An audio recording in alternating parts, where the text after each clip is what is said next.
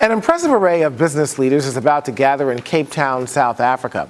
The Frontier 100 Forum will bring together representatives from African and international companies. They'll be discussing what businesses can do to alleviate poverty through economic growth. Dr. Mima Nedelcovych is the organization's president and CEO. And I spoke with him recently and asked him how to explain how this event is part of an ongoing initiative for global development. This is now our 11th forum that we are holding in Cape Town, May 29th to June 2. We as Initiative Global Development are a nonprofit worldwide network of business leaders, more than half of whom are the emerging African business leaders. I would assume that you're focusing primarily, since this event will be held in Cape Town, South Africa, that you're primarily focusing on sub-Saharan Africa? For us, Africa is one continent, so our members and leaders come from all over Africa, North Africa as well as sub-Saharan. But the real focus really has been finding the private sector solutions to development. And the greatest issues and problems in development have been in sub-Saharan Africa. So as a result, yes, we're focused on sub-Saharan Africa, but we bring the experiences and the knowledge, the thought leadership of our business leaders worldwide and across the continent to those solutions. Basically, we look at private sector solutions to resolving bottlenecks to inclusive growth, which is how, in our sense, is the only way we can combat poverty in a sustainable way.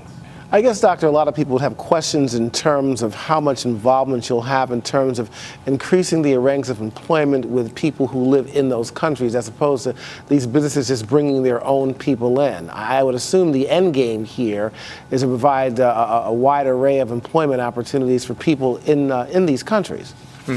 Absolutely. In fact, one of the biggest issues for our companies, both the multinationals and the African-born companies, is the whole leadership and skills arena. We have a whole task force that's dedicated to the leadership, skills, and employability arena, where we're looking at developing the African talent.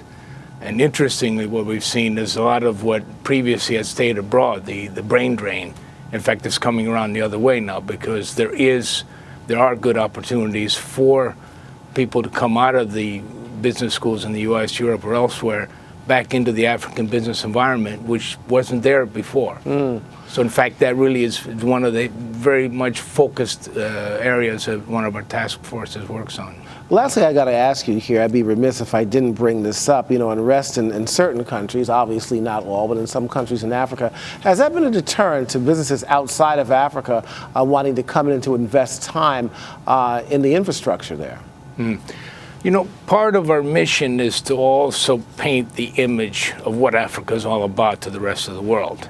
And this is where having the business leaders from throughout the continent is important, delivering that message. Yes, there is unrest in certain parts of the continent, but if you look at the pattern over the last 10 years, the regression pattern definitely is to the positive side. So what we're seeing is certain countries are really going through longer periods of political stability, whereby business can then really come in, invest, create growth, and that's the growth bringing people forward. You look at the peaceful transition, electoral in Nigeria. That was a transformational event. We will look forward to business coming in a big way back into Nigeria and expanding. So part of it, you have pockets of obviously conflict, but what we're hoping is to be able to focus in the areas that are more and more really coming out of the conflictual areas, where one can operate as a business, where one can then go forward with the investments. And that's what we're all about. We're all about solving bottlenecks to investments coming forward and working closely with both our private partners and the PPPs on the public side, getting the governance of the countries also working with us as private investors. Well, I'll tell you, a lot of good can come out of this. We'll certainly keep our eyes on it. Much luck with this, Dr. Nedelcovych. Thank you for joining us here on Arise Review. Thank you very much.